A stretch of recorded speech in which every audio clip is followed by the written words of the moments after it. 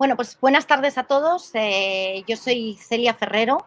vicepresidenta ejecutiva de ATA, de la Federación Nacional de Asociaciones de Trabajadores Autónomos. Y en primer lugar, sobre todo, agradecer este espacio para poder un poco trasladaros cuál es nuestra visión en la actualidad, no solo del trabajo autónomo, sino de lo que va a ser el futuro del trabajo, o el trabajo del futuro más bien, en los próximos años, y sobre todo tener en cuenta también el impacto que ha tenido, que está teniendo sobre las estructuras del mercado de trabajo esta crisis sanitaria, no finalizada aún, y que evidentemente ha acelerado muchas de las tendencias que ya veníamos observando en el mercado de trabajo, no solo en España, sino en el mundo. Cuando hablamos de esas tendencias, tendríamos que ver básicamente, yo creo que tres grandes palancas, ¿no? O tres grandes tendencias, que es el tema de la transformación digital, evidentemente la digitalización, que ha venido al mismo tiempo, digamos que ya había un proceso de automatización bastante importante, y eso además luego se ha unido a los procesos de digitalización. Creo que otra de las fuertes tendencias es lo que nosotros llamamos la desmaterialización del trabajo y del trabajador. Es decir, cuando hablamos de la desmaterialización del trabajo, nos estamos refiriendo a que efectivamente los cimientos sobre los cuales se basa todo nuestro sistema, tanto la definición del trabajo como todo nuestro sistema de relaciones laborales e incluso de protección social, y también de todo lo que es el contrato social existente, se basan en una definición del trabajo muy clásica, es decir, una definición viene a determinar como referente los lugares y los tiempos del trabajo asalariado indefinido como el referente máximo en el diseño y en la consecución, vamos a decir, de todo este marco de relaciones laborales que existe. ¿Qué es lo que ha venido pasando? Porque es cierto que en el debate, vamos a decir que en el debate sobre el mercado de trabajo, lo que observamos muchas veces es que cuando se hablan de todos estos efectos, tanto de la transformación digital como de la desmaterialización del trabajo, parece ser, por un lado, que estamos hablando de futuribles, cuando en realidad la automatización, el sector del automóvil, evidentemente ya nos ha enseñado desde hace mucho tiempo que la robótica está integrada en sus procesos de producción. O si, por sacar un ejemplo un poco más reciente, digamos que el trabajo de plataforma, es decir, por ejemplo, las plataformas de delivery, aunque no son las únicas, lo que estamos viendo es que evidentemente ya están de alguna forma transformando un mercado en el cual se confunden las fronteras entre el trabajo por cuenta ajena y el trabajo por cuenta propia, y difuminan esas fronteras. Muchas veces en ese debate se trata como si esto no estuviese aquí, es decir, como si fuesen cosas que están a años vista, cuando llevamos años que ya están impactando sobre esos cimientos del mercado de trabajo y no se ha hecho realmente nada,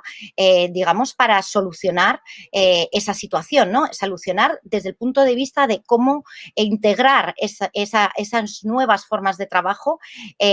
integrar esos procesos y esos procedimientos nuevos que hacen surgir nuevos modelos de negocio, pero también nuevas formas de trabajar dentro de lo que es tanto la regulación como lo que llamamos la normativa blanda, que son las relaciones laborales, la negociación colectiva, etcétera. Yo creo que es un debate que, como digo, muchas veces se evita o al contrario, se pretende lanzar como muy patada hacia adelante, muy lejos, para no tener que afrontar lo que los agentes, vamos a decir, tradicionales más temen, que es efectivamente que su papel dentro de un trabajo, dentro de un mundo de trabajo desmaterializado, donde, por ejemplo, desaparecen, por ejemplo, un centro de trabajo como lugar de referencia, que en este caso es el del trabajo asalariado, pues no saben, o el trabajador clásico, que es realmente el que generalmente está, y la empresa clásica están incluidos en esos agentes sociales hiperprotectores sobre ese concepto clásico del trabajo, pues hacen que no avancemos en lo que deberíamos estar avanzando y que realmente no solo ya está impactando, sino que va a impactar todavía más, y después del COVID, pues es evidente que se va a acelerar, se va a viralizar, se van a viralizar estas tendencias. Hay que tener en cuenta que si nosotros desde ATA realizamos un estudio hace aproximadamente un año con el profesor José Antonio Erce, en el cual ya veíamos, vamos a decir, hacíamos 4 grandes conclusiones, vamos a decirlo así, sobre lo que estaba sucediendo en cuanto a la no convencionalidad del trabajo, ¿no? La primera de ellas es que efectivamente el trabajo no convencional, entendido de aquel que se aleja más del trabajo asalariado indefinido clásico, estaba en auge, es decir, estaba en auge, pero no desde la transformación digital, sino muchísimo antes. Lo único es que esta transformación digital había permitido poder casar oferta y demanda en tiempo real, que antes no se podía hacer. Pero ya en 2016, de los 219 millones de empleos que había, de trabajos que había en Europa, aproximadamente el 40% ya eran formas de trabajo no convencionales. ¿Qué se entiende por forma de trabajo no convencional? Forma de trabajo no convencional, como decía antes, todo lo que se aleja del contrato indefinido, del trabajo indefinido y del trabajador clásico. Entonces, aquí estamos hablando de parcialidad, estamos hablando de temporalidad y estamos hablando de trabajo autónomo, ¿vale? La segunda gran conclusión es que efectivamente estas formas no convencionales de trabajo tendían a concentrarse en el trabajo autónomo y a desarrollarse a través del trabajo autónomo. Digamos que las nuevas estructuras y esos modelos de negocio requerían una flexibilidad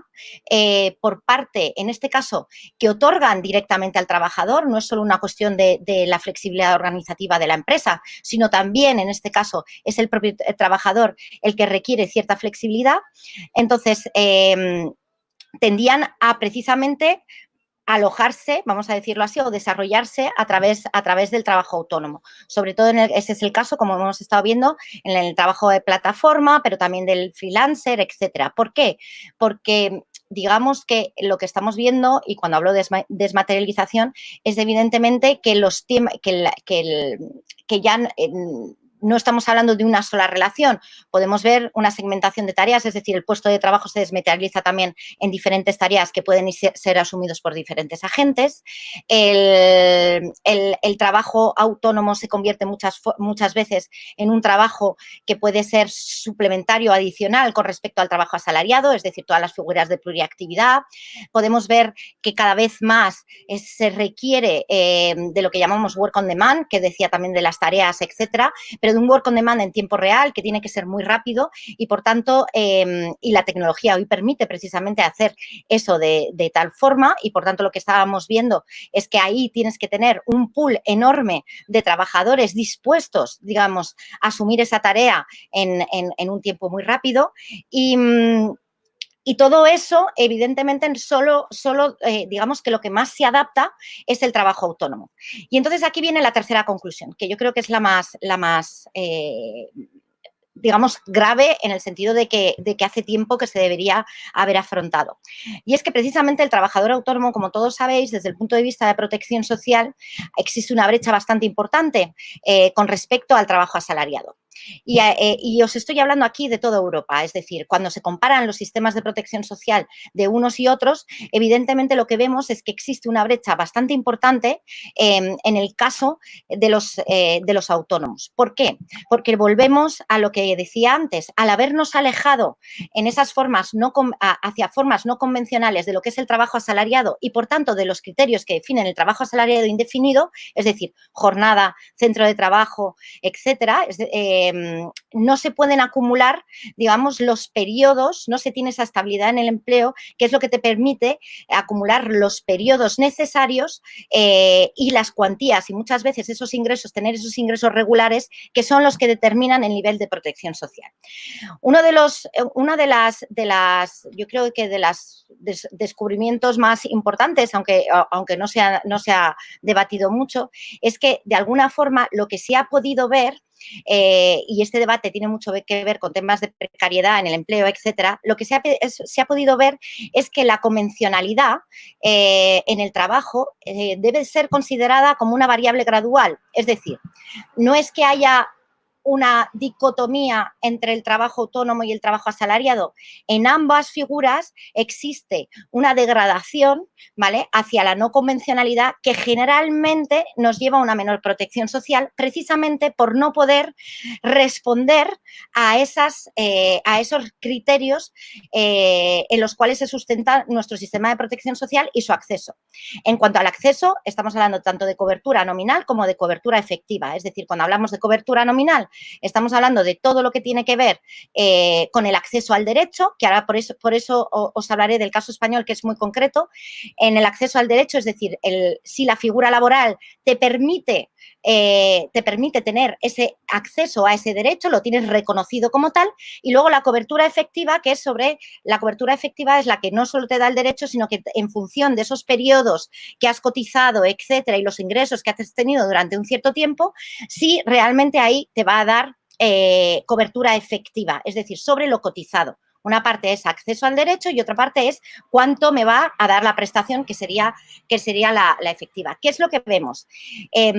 Pues en primer lugar, como decía, existe una doble brecha desde el punto de vista de la protección de estas formas menos convencionales en el caso del autónomo. Porque si ya existe una primera brecha con respecto al trabajo asalariado en ciertos derechos, también en el caso de que se vuelvan menos convencionales, que es donde vemos que precisamente estas nuevas figuras laborales se están situando en la menor convencionalidad de cada una de las figuras, pues entonces existe esa doble brecha. Cuando hablo de no convencionalidad, de grado de no convencionalidad, imaginaros, lo que pasa que esto es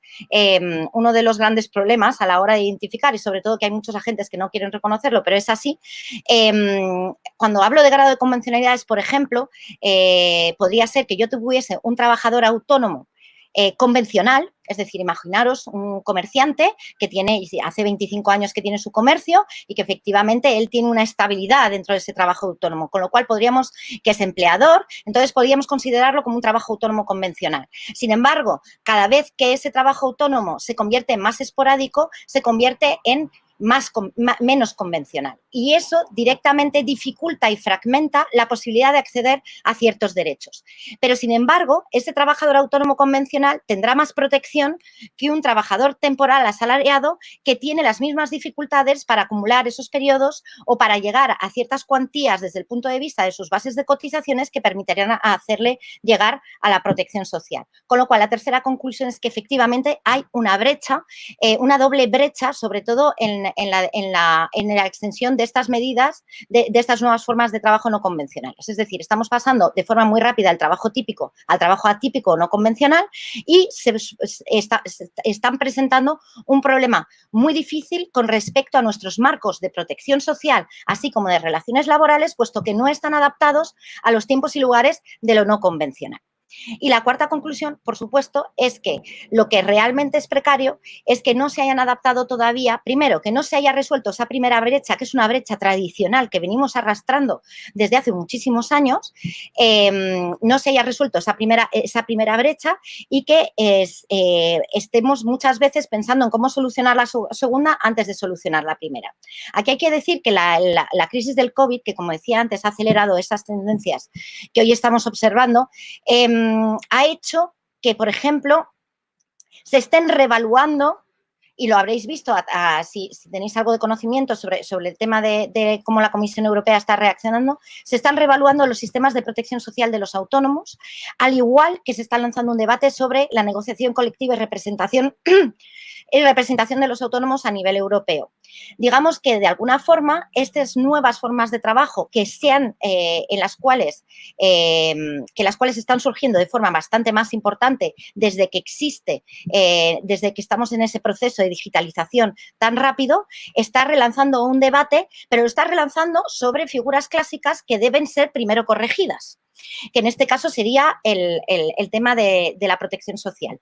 Esto, al final, es la punta de un iceberg de un debate muy profundo y muy estructural, en el cual lo que tenemos que ver es cómo transformamos ese marco laboral y esa protección social de tal forma que no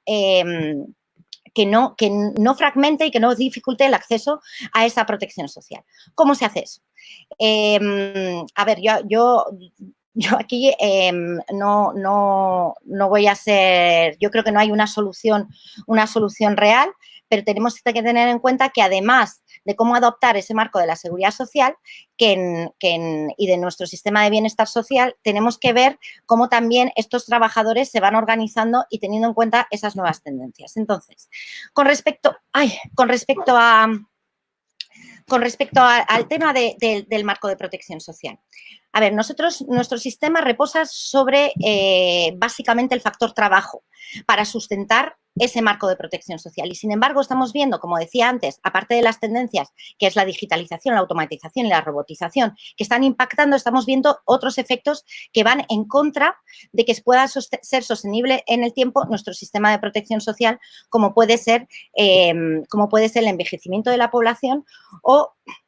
simplemente que, bueno, hay algunos datos que yo creo que en este caso son esenciales, que es cada 24 horas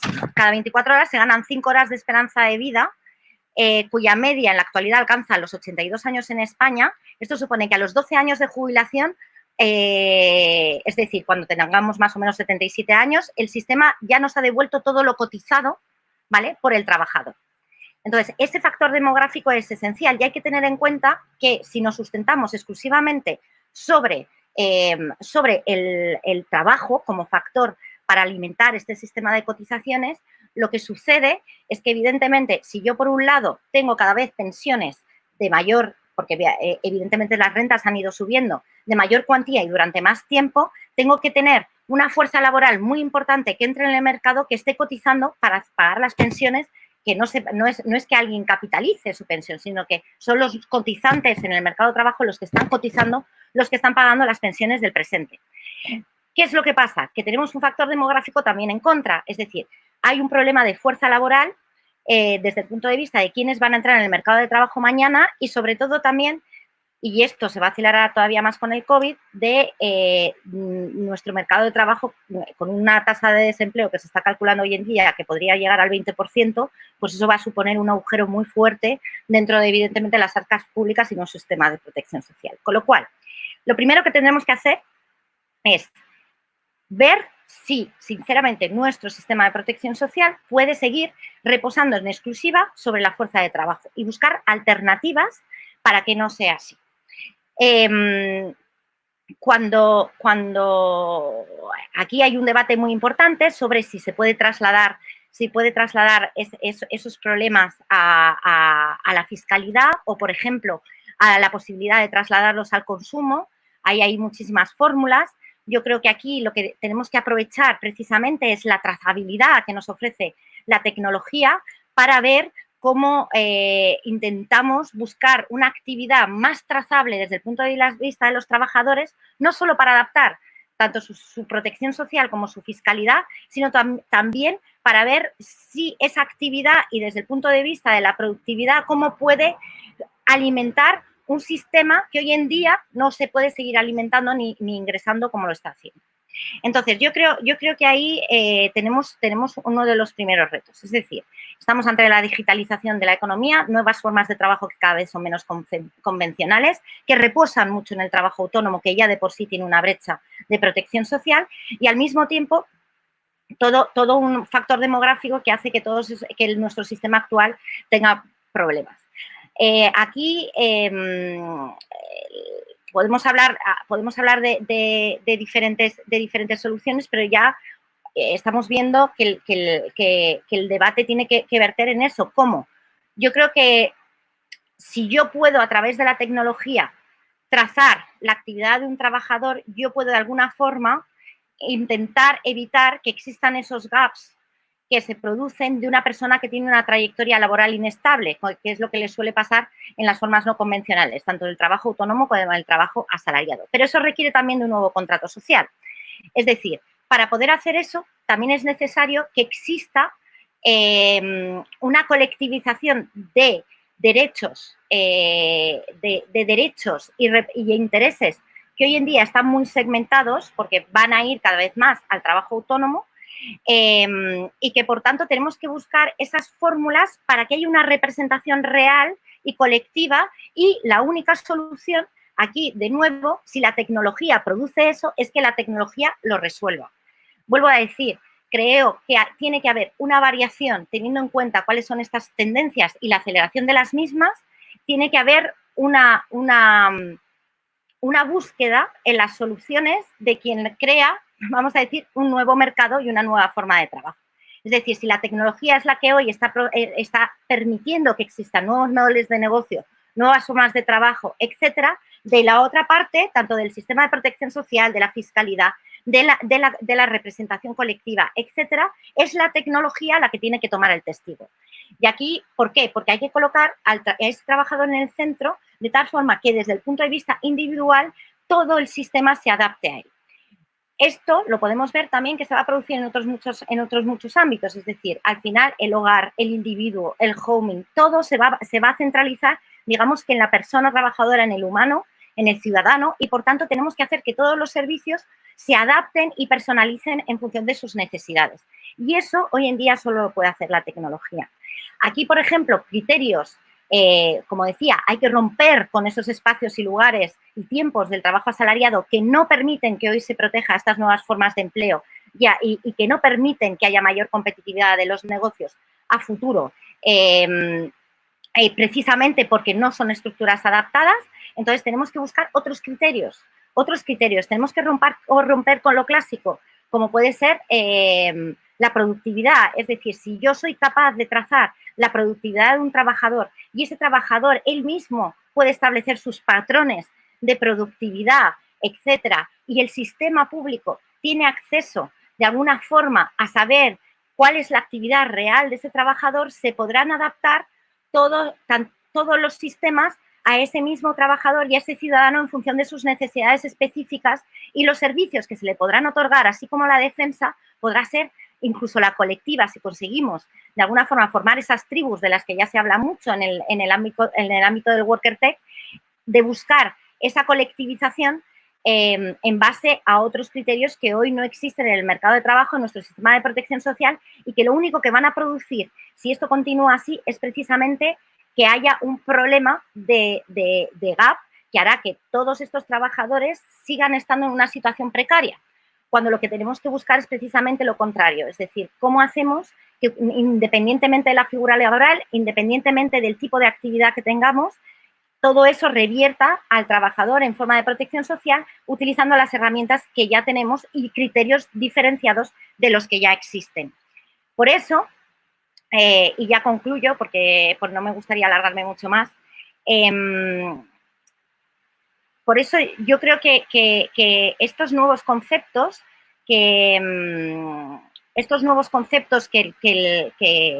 para que la gente todavía, digamos, se ofrece mucha resistencia, sobre todo por parte de los agentes tradicionales, porque estamos hablando de un nuevo contrato social, estamos hablando de otros ámbitos de representación, estamos hablando de un trabajo desmaterializado, pero también de un trabajo desmaterializado en cuanto a que directamente va a haber la robotización, vamos a decir, la robotización, pero no solo la robotización con máquinas físicas, sino estoy hablando de robotización que va a interfaces humanas o etcétera, van a llevar a un shock muy fuerte dentro del mundo del trabajo, pero también todas esas tendencias del COVID, del teletrabajo, el trabajo a distancia, el trabajo remoto, que surjan estas nuevas estructuras de trabajo organizativas que no tienen nada que ver con lo que hacía, pues retan todos esos conceptos y tenemos que ser capaces de ver cómo adaptamos eso, porque está en juego, vamos a decirlo así, está en juego nuestro sistema de bienestar social, porque si no podemos adaptar esas estructuras, todo eso llevará a un rumbo en el cual vamos a vaciar la administración de alguna forma para irnos a prácticamente un mundo paralelo en el que no van a estar macheados y, por tanto, va a haber grandes problemas de pobreza, digamos así, si no somos capaces de proteger y promover este tipo de formas de empleo que, además, dentro de la productividad van a permitir mayores rentas salariales,